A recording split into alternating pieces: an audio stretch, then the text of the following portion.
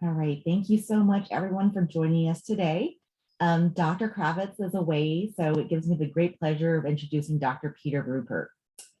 So Dr. Rupert is Executive Director for UC Santa Barbara's Economic Forecast Project. He is a professor of economics and former chairman of the UC Santa Barbara Department of Economics. Dr. Rupert is also the Associate Director of the UC Santa Barbara Laboratory for Aggregate Economics and Finance. He is an editor of the European Economic Review and Labor Economics. And prior to joining UC Santa Barbara, Dr. Rupert spent 12 years as the Senior Economic Advisor at the Federal Reserve Bank of Cleveland. Dr. Rupert has held appointments at the University of Western Ontario, State University of New York at Buffalo, West Virginia University, the University of Southern California, Birkbeck College, and the University of London.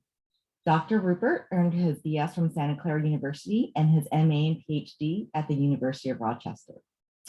His areas of specialization include macroeconomics, monetary economics, economics of the criminal justice system, labor and household economics. Please join me in welcoming Dr. Rupert to UC Center Sacramento. Dr. Rupert. Great, thank you so much. Can you hear me okay? Yes, sounds great. Okay, thanks for the introduction. I guess a lot of people will say that I really can't hold the job, been around a lot. Anyway, really thank you very much for inviting me during these really crazy times. Let me just start off by saying, even though these are crazy times, we kind of always have crazy times. And, we had the Great Recession. We start to come out of COVID, we get the war in Ukraine. So we have to be used to these kinds of changes. What I want to talk about today, a couple things. I want to talk about sort of where we were and where we are now and where we might be going. And then I'm going to get into sort of a policy question that is really going to, become more and more highlighted, and I'll tell you why. And that's talking a little bit about rent control. So we'll do all those things. So where are we now? So obviously we don't have to think about where we're going to be. We have to know where we are today. And one way to think about this, if I put it on, anyway, I don't know why that happened. So if we look at COVID, it was amazing how big things happened, So for example, the labor market, I'll show you a little bit, GDP, these are changes we've never seen. They were very fast. We fell very fast. We came back very fast. We'll talk about that. So what I say here, when we look back at all this stuff, are we going to think that COVID was, just a blip in the data? Or is it something that's going to really, really stand out? And I'll show you what I mean by that. If we look at gross domestic product, which is usually the way we measure sort of the well-being of an economy, maybe not the best measure, but it's the typical one that people think about, gross domestic product. If you remember anything from your economics, you might remember that there was a circular flow. So gross domestic product really means our income. And so we look at this in real terms, and I'll talk about that in a second. So for GDP, look, I would say it's going to be a blip. We'll look back several years from now and even right now today, I say things like, well, last year, and it was like, oh no, it wasn't last year. It was like 3 years ago, because the last 2 years have been, really like a blur. So in terms of the labor market, though, I would say the labor market is really not back to what we've seen it before. And I'm going to explain that and explain what that might mean for us going forward. Okay. So this is what I meant about, the pandemic, being a little blip. And, we can see over time that, so what I've plotted here on the horizontal axis is years going back to 1947, basically. And, on the vertical axis is the log of gross domestic product. And I'm sure many of you are like, why is this guy talking about logarithms? I forgot about that since high school. But what makes this nice when you do the real gross domestic product, and this is per person, so this is like take our total product in the United States and divide it by the total population, age 0 and above. And so when you look at these numbers, like, in logarithms, it's, kind of goes from, 20-some thousand to 55,000, something like that. The reason I like to do logarithms is because what you can see is once you take logarithms, this red line, which is a linear trend, it is, sloping up, and it has for a long, long period of time, as long as we've had data. And if you think about what this slope is, this slope really is about, somewhere between 2 and 3% per year. So what does that mean? It means in real terms, that is, I've gotten rid of inflation. That's what real means. I've gotten rid of inflation. So what's happening over a long period of time, our incomes go up by 2 to 3% a year.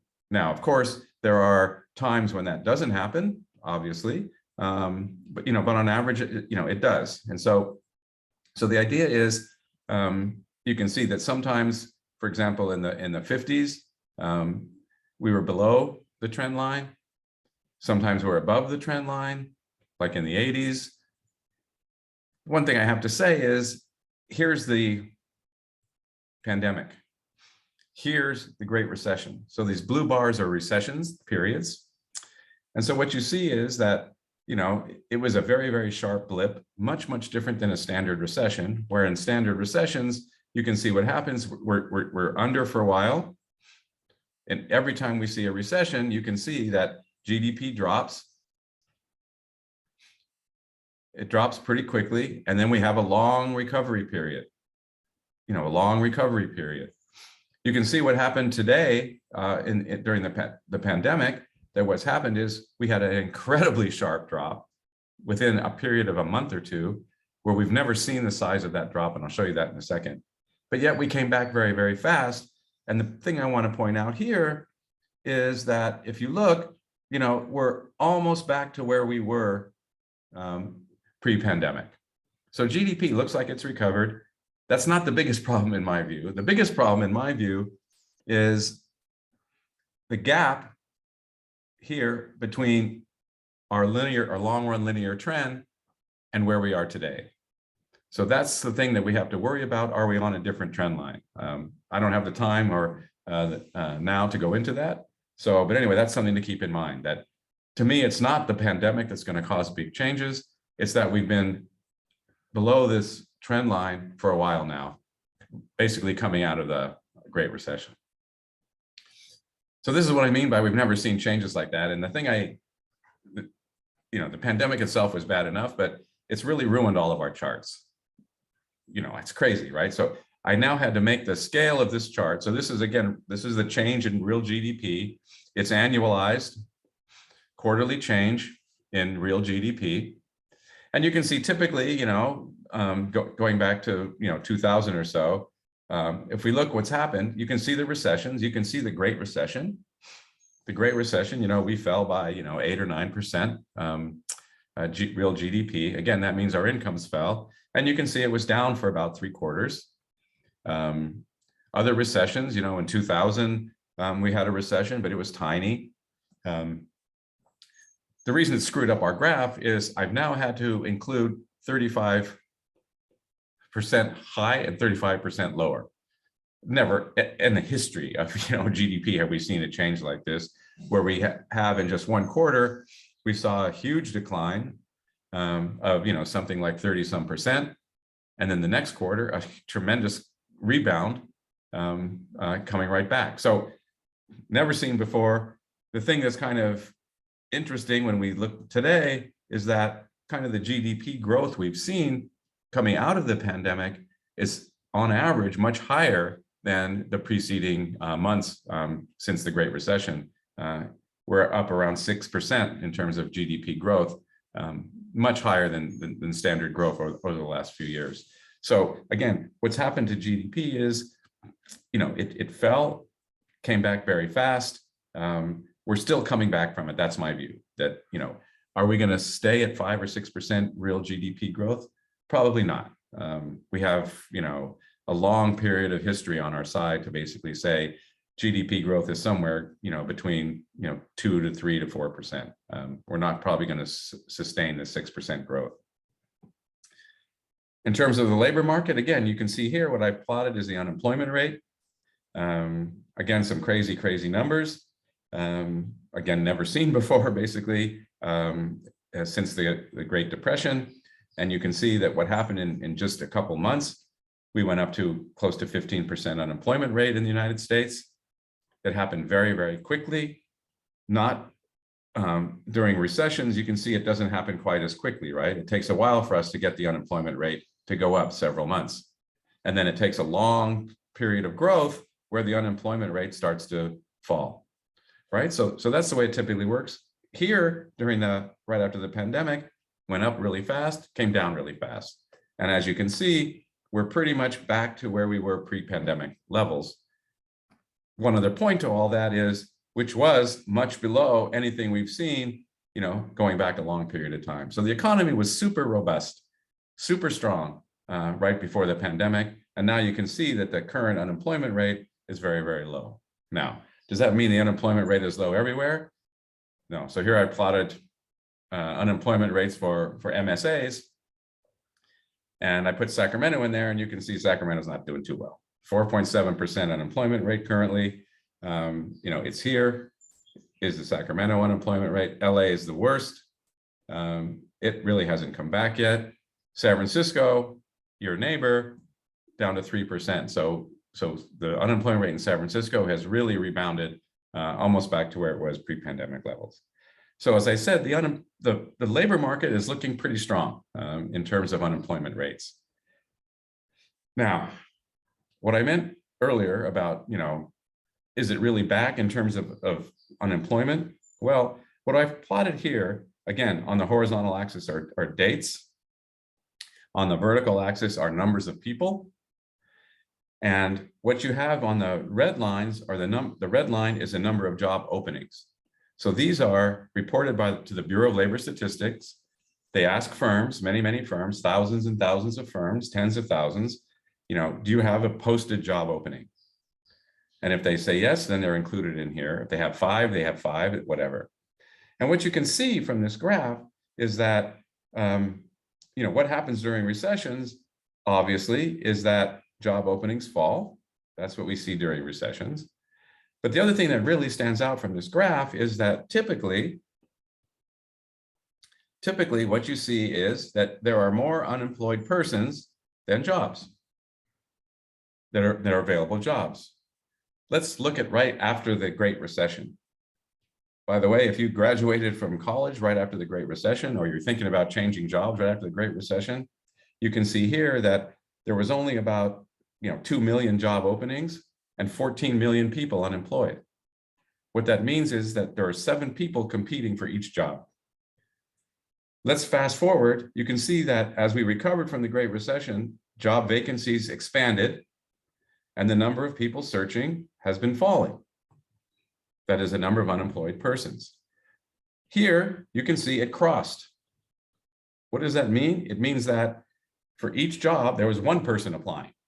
So if you happen to be looking for jobs here, you really only have on average 1 person competing for that job. There are many job openings compared to unemployed people. Now let's go to the pandemic. And what you can see in the pandemic is the government said, you know what? You're unemployed. This was not a standard recession. I don't want to call it a recession, even though this blue line, as you can see, the National Bureau of Economic Research called it a recession, this tiny blue line. It lasted but a couple months. This was I don't know what we can call it, synthetic recession, the great lockdown. I don't know, it's got to call it something. And you can see what happened in 1 month. We went from 6 million people unemployed to over 20 million people unemployed. And the number of job openings fell because businesses were closed. It recovered incredibly fast. In fact, today, you can see that we have the largest number of job openings we've ever had in the history of these data, going back to 2000. And the number of people looking is low. So right now, there are 0.7 people looking for each job on average. Why is that? Why why aren't these unemployed people taking these jobs, right? I mean, back here, we know, look, there are no jobs available. So no wonder there's so many unemployed people. So let me show you a different way to look at this. This thing is called the beverage curve. And by the way, it's not about beer. You can see the spelling. Beverage was he was an economist, back in the 40s, and he just plotted a bunch of data. And the data he plotted was the unemployment rate and the vacancy rate. So that's the percentage of jobs that are open. And so what he found was that this curve, this beverage curve, is kind of downward sloping. And it seems obvious. What it says is that if there are more vacancies, like here, there's a lot of vacancies, there's very little unemployment. So that kind of makes sense. The fewer vacancies are, the more on the unemployment. But again, my graph used to just be this. Now you can see what I've had to do to this stupid graph because of this damn pandemic. The graph has gone crazy.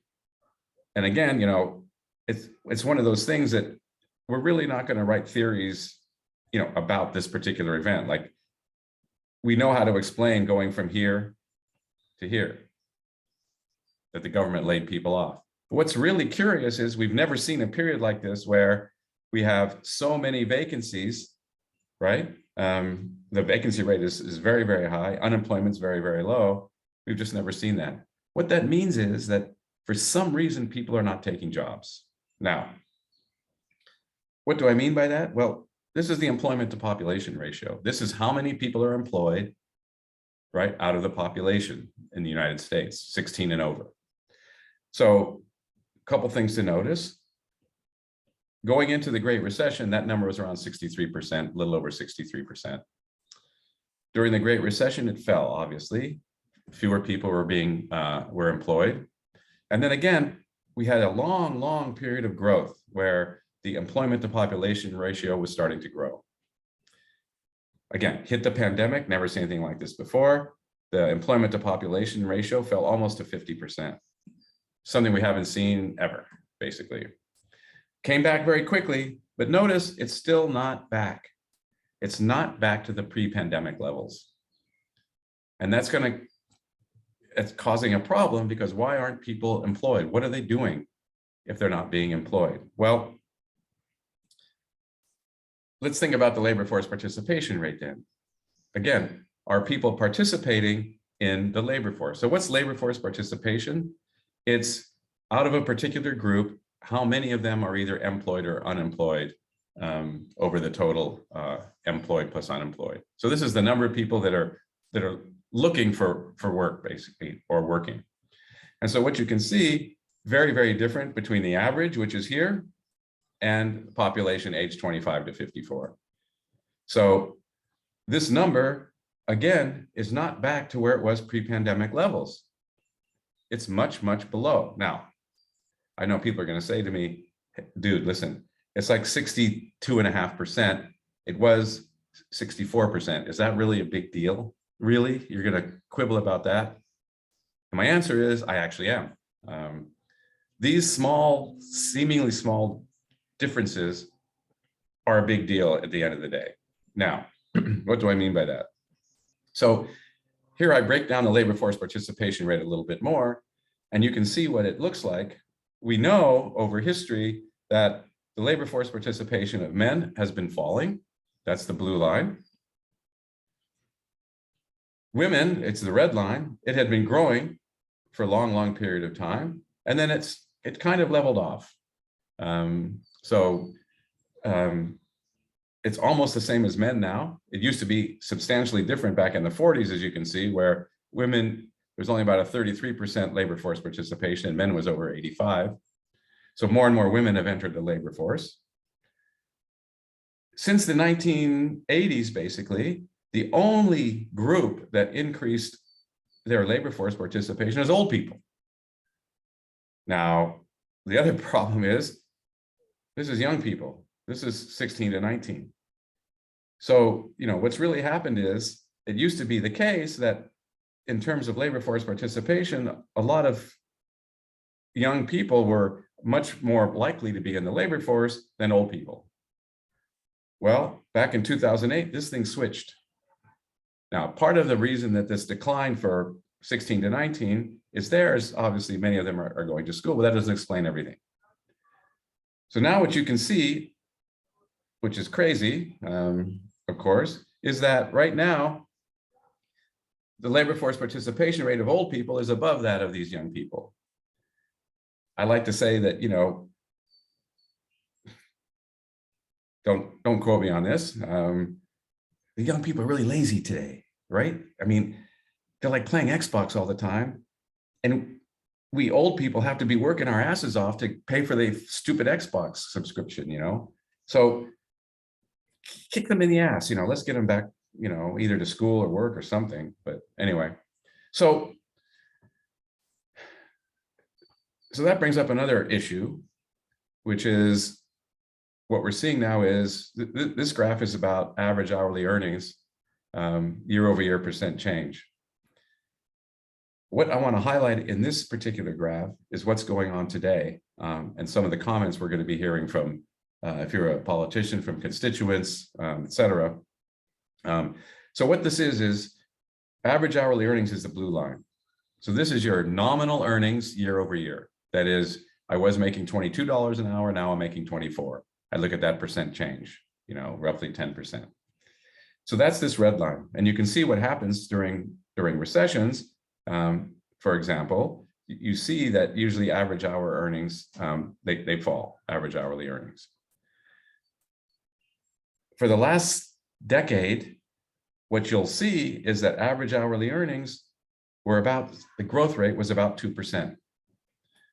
Now, what does that mean in terms of your real income? Well, we have to compare that to inflation. So you can see, again, that every time the blue line is above the red line, so every time the blue line is above the red line, that means your earnings have grown faster than the CPI. So here, for example, you can see that inflation was about 0. Nominal wage growth was about 2%, which meant your real income went up by about 2%. If you remember that graph I showed from real GDP, that's what's going on. Here we were below that trend line, basically. Every time the red line is above the blue line, inflation has eaten away our earnings. So in that particular case I just drew here, earnings were about 0% growth. Inflation was about 4%. Therefore, your real income fell by 4%. So what happened during the pandemic? Well, during the pandemic, average hourly earnings went up a lot, the blue line. Why did it go up so much? Well, it wasn't because we became more productive. It was because, think about who got laid off, who became unemployed. It was all the retail workers, leisure and hospitality, mostly minimum wage workers.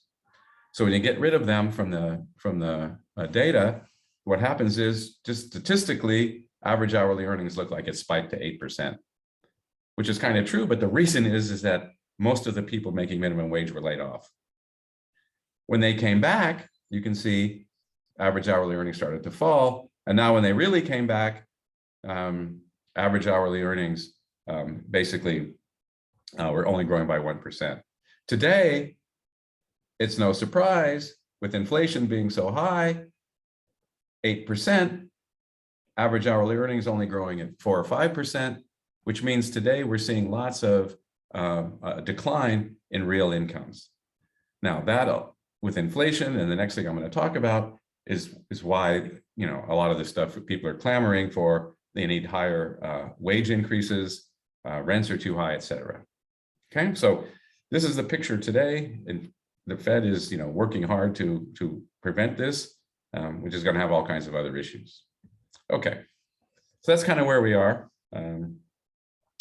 Now, going back to, to these kinds of graphs, like about the beverage curve, and thinking a little bit more about why people aren't taking jobs, is there any benefit to what happened during the pandemic? Well, we know that what happened, we increased unemployment benefits for many, many people. Now, it could be that the reason that these people are not taking these jobs is that the jobs that they had before, they didn't like very much. Once they got laid off, they were getting unemployment insurance. Maybe they went back to school. Maybe they were trying to decide what kind of jobs they want to do. All those things could be true. And that would basically mean that in the longer run, workers are going to be better off because they've had an opportunity to now go and search the labor market and maybe come back from that kind of stuff. So to me, that's a positive sign. How are they going to come back? Well, I can tell you in Santa Barbara just recently, our retail sector kind of sucks. The Nordstrom closed, the downtown Macy's closed. Nordstrom's building has been vacant for a long time. It just was purchased a couple of months ago by a firm that wants to convert the retail space, 2 floors of it, to office space. So I know many people believe that no one's ever going to go back to the office again, but I don't believe that. I think that people, we're social animals. We like to deal with each other. I do not like teaching online, to be honest. I would have much prefer to have been in Sacramento, where people are in the audience and you can see what's happening and you can talk to people and they can look disgruntled or look happy or whatever. And, you can get a sense of what's happening. And really, to me, it's a much more easier way to learn, when we're there. I think the same is true in an office. When I'm thinking about writing papers, a lot of times I run into somebody in the hallway, hey, I have this idea, let's go sit down. I wouldn't have scheduled a Zoom just in case we wanted to talk about something. So I think that spontaneity is going to be big. And I think people are going to come back to the office, maybe not every day, but they are going to need office space. So I don't think the office market is going to go down like many people do. I think it's going to be okay. Now the housing market, no sense telling you guys, what's going on. Do I think it's kind of priced out? Well, we know that housing prices, they can rise, but here's a picture of the Case-Shiller housing prices from these areas. And it's crazy, right? I mean, if you look during the Great Recession, the build up to the Great Recession, with low interest rates and, all kinds of stuff happening, you can see what house prices look like. Here it's an index. I've indexed it to the year 2000 was 100. So everybody here is the same. And then I look at their growth after that. And you can see, obviously, during the buildup, housing prices, and we were aghast at how much housing prices went up between 2000 and 2005, 2006, where some doubled, some tripled, et cetera. So huge growth. Is it sustainable? Looking at 20% yearly house growth? No, it's usually not sustainable. And we know something kind of usually happens. We then saw what happened during the Great Recession when housing prices in many places fell by 40%. We came out of that, growing slowly, slowly, slowly. Most places passed where they were in the 2005, 2006 housing bubble, as people call it. But look at today. So these numbers are astounding. So starting from the pandemic, starting from here, what are these numbers looking like? Well, compared to February 2020, let's say, that's where I'll go, February 2020. If we look at Los Angeles, since 2020, 30% growth rate in housing. San Francisco, 31%. Phoenix, 50%, this growth rate. These are not sustainable numbers, right? Housing prices have gone, crazy. Again, it's not sustainable. We're not going to see year over year 50%, 30% house price growth.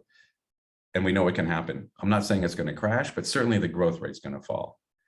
But what this has done, this led to the following thing. With such high growth in housing prices, what comes next? So this is, I just gave a talk yesterday to our city council here. I hope I made a difference. I've done a lot of work recently on thinking about this. So you're going to get it. So this is about rent control or stabilization ordinances.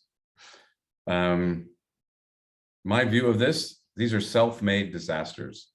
The pandemic was not a self-made disaster. The recession may be Great Recession, but this is a self-made disaster. And I'm going to explain what that means in a second. But what comes next is, I will tell you, rent control does not work.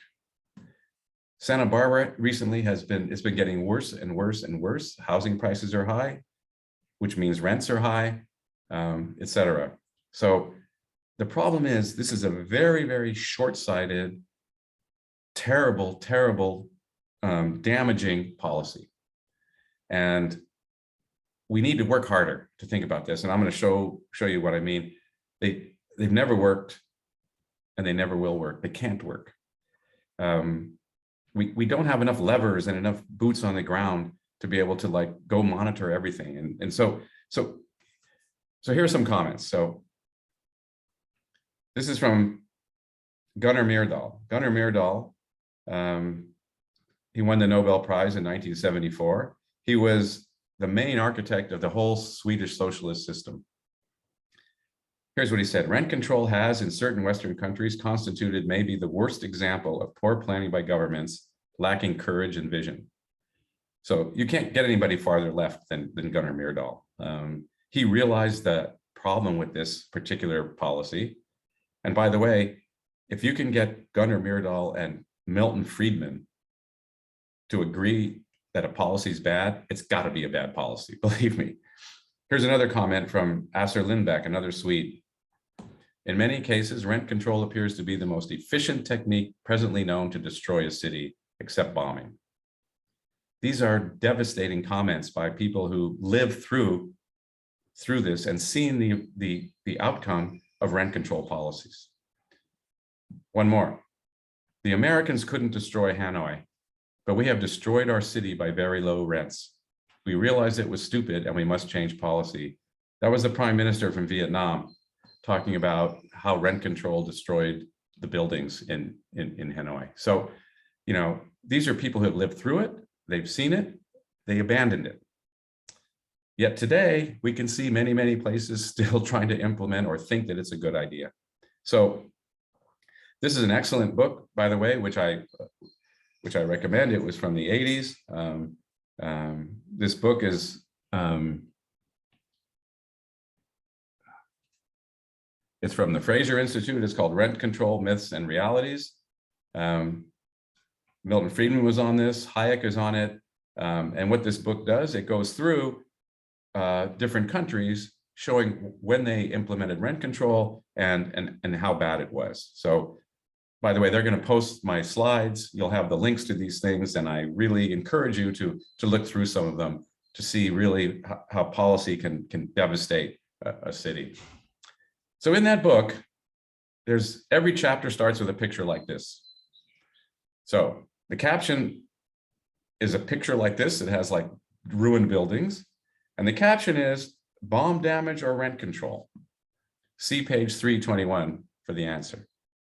So you look at the picture, you're like, yeah, it could be Berlin, you know, after World War II. This particular picture, it turns out,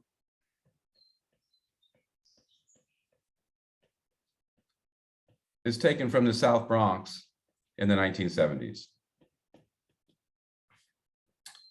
Right, so we created these rent-controlled, low-income places that ended up landlords not taking care of the buildings, turns into slums, and it's not too long before the buildings have to just be knocked down. And this was rampant in New York City. Anyway, so you get to guess which these are in that book. So it's serious stuff, right? So let's talk about the economics for a second. And I am an economics professor, so I just want to guide you through a little bit. And it's super simple, by the way. You know, I make fun of politicians sometimes. I say even a policymaker can understand these economics, right? So here's just a simple graph that you learned maybe in high school, you know, certainly if you took any econ. This is a simple supply and demand diagram. The blue line is the demand curve for apartments. Obviously, the higher is the rent, the fewer people are willing to rent. The supply curve is upward sloping. The more rent you can get, means possibly the more profit you can get. And so you're willing to produce more apartments, either by building new ones or turning a garage into an apartment, whatever it is. So what happens? So what happens in these diagrams is, and if you remember what the intersection of supply and demand was, that was the unfettered equilibrium. So this is the rent that would be occurring if the market were free to do whatever it wanted. So at that rent, supply equals demand at QE. So that's the equilibrium number of apartments. One thing to notice at RE, QE, what? There is no shortage of housing. Exactly the number of people who want to rent equals the number of apartments available. Okay, so that's what would happen if there was nothing going on. Now, the problem is that many people believe, wow, RE is too high. The rents are too high in our particular locality. Santa Barbara, people complain all the time. It's a very costly place to live. So we don't think people can afford to live here. So somebody decides, well, rents are too high. They should only be RC, the rent controlled rent. So now let's go to the next step. The next step is basically at that rental price, RC, the controlled price, how many apartments are supplied? Well, that many, where I just drew the intersection of the price you get to supply the house. How many are demanded? Well, that's read off the demand curve. And what we now have is a shortage of apartments.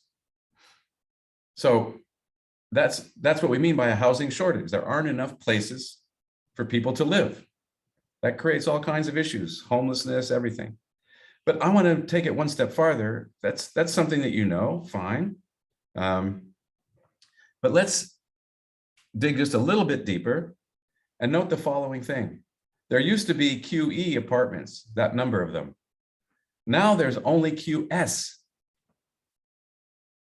Apartments have been lost, they've disappeared. What that means is that we have now fewer apartments available for rent than we did before.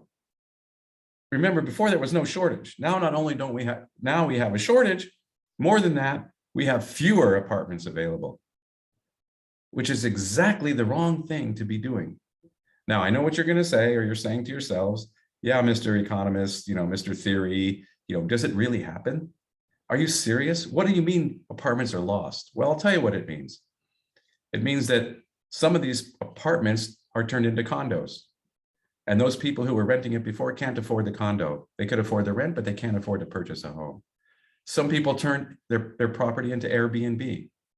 Some people turn it back into a garage. It's not worth renting. Some people have their family members live in it, et cetera, et cetera. So what has to happen here is that all these things have to be controlled at some point. So then we have to have policies about mass evictions and blah, blah, blah, and what's the right number, rent control increases, et cetera.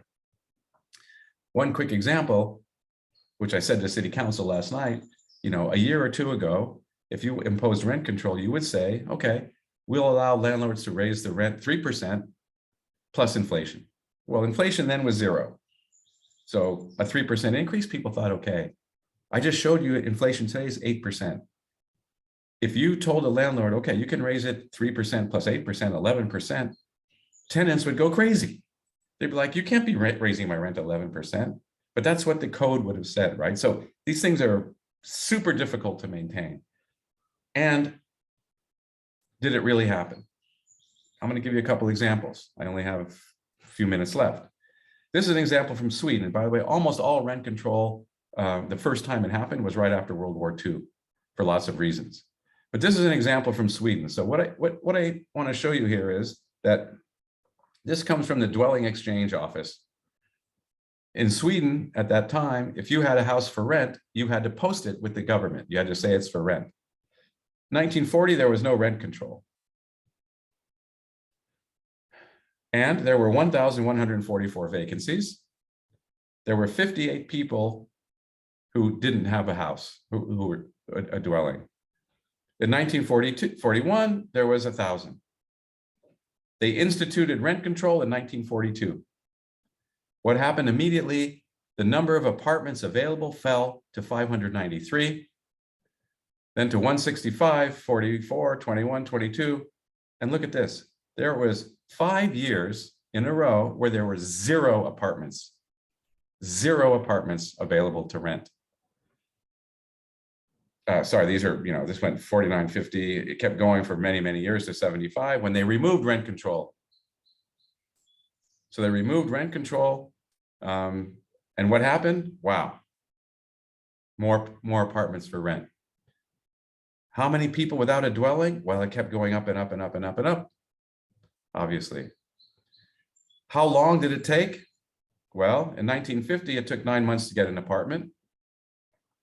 By 1958, it took 40 months. You were on a waiting list for 40 months, right? So that's a 1942 Swedish example.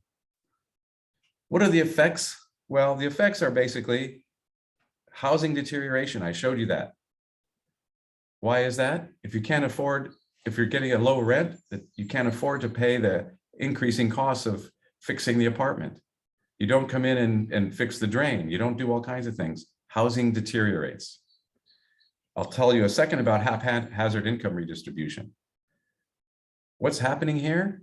We're thinking about rent control, and when we impose it, we're thinking, well, we're going to transfer wealth or income from landlords to renters. Let's think about that. Racial discrimination, I'll mention that in 1 second. Tax-based loss, I'll talk about that. Reduction in labor mobility, people stay in the apartments, but not the ones who you think are going to be staying in there. And as I just showed you, there's a worsening of the housing shortage. Ed Koch, by the way, when he became mayor of New York, moved into Gracie Mansion, kept his rent-controlled apartment $375 a month in Greenwich Village. I don't have time to talk about my own story. Many of you like Freakonomics, you listen to the podcast. I encourage you to click on this link, listen to the podcast. This was San Francisco, 1994, a very nice article. What they find, here's what Stephen Dubner says. You find evidence that rent control increases gentrification, one component of which is the displacement of low-income tenants. Yes, they live there a little bit longer. They increase the probability of staying in there, but it turns out once they leave, the place gets more gentrified, not more diverse. Again, don't have time to go into all the details. Click on that link, you'll understand why. Secondly, like I showed you in Sweden, landlords that were under rent control reduced housing supply by 15%. Again, 15% fewer places available. By the way, not everything was rent controlled, and citywide rents went up by 5.1%. Even though they had controlled rents, the other ones went up by a lot, meaning that now there's another group of people who can't afford to live there. So now we put in place all kinds of things. Boston, Cambridge, also very left-leaning place, surrounding areas. They had rent control for 30 years. Again, I encourage you to look at some of these articles that are here. This is the Freakonomics episode. This is from The Economist about Cambridge, Massachusetts, the failure of rent control. This is Berlin. 2 years ago, Berlin imposed rent control. After 1 year, they said it was a failure, that it's devastating for the economy. The latest one, which I want to highlight today in my remaining 3 minutes, St. Paul, Minnesota. They implemented rent control November 2021. It's the strictest policy ever enacted in the US. All units, new, old, any size, no increase for inflation, et cetera. Construction immediately went down by 80% in the few months after it was initiated. Construction did not go down in Minneapolis, right, their neighbor. They find a transfer of wealth from poor to rich. The richer tenants gained more and the poor lost. House values fell by 6 to 7%, and by more in those areas where there was more rent control in the low-income areas. So the low-income individuals lost wealth. High-income individuals gained wealth. That 6 to 7% decline in home values, both of apartment buildings and single family residences, led to a $1.6 billion decline in house value and a 4% decline in property tax revenue. Now you go tell any politician, you want to have less property tax revenue to give to your schools, impose rent control. This happened in a matter of months, not a matter of decades. Happens very, very fast. So to conclude, with a century of failure around the world, I just gave you a few examples. How can it happen? Why would anyone implement a policy we know that's doomed? And I don't want to hear unintended consequences. We know what the consequences are going to be. So therefore, you can't call them unintended consequences. Why do I think it happens? It's easy to implement. All that would have had to happen last night was our 6 council members could have said, we want rent control, done. They don't have to raise taxes. They don't have to do anything. It's there, and let the chips fall where they may. Alternatives, I don't like to just say a policy is terrible without thinking of something. Do nothing, probably not going to be a good solution. My view, rent stamps. We have food stamps for people. They need food. We give them money to buy food. We don't say, let's put rent price controls on rice and bread and milk. We know that's dumb. Let's not do it on housing either. So, final thoughts, economy is strongish. Future of office space, yet to be seen. I think it's going to come back pretty strong. Finally, don't enact bad policy. And that's it. Thank you. Happy to take questions, I guess, at this point. Great. And thank you so much for a great talk today, Dr. Rupert. And so with that, I'm going to go ahead and have Brooke go ahead and end the recording today.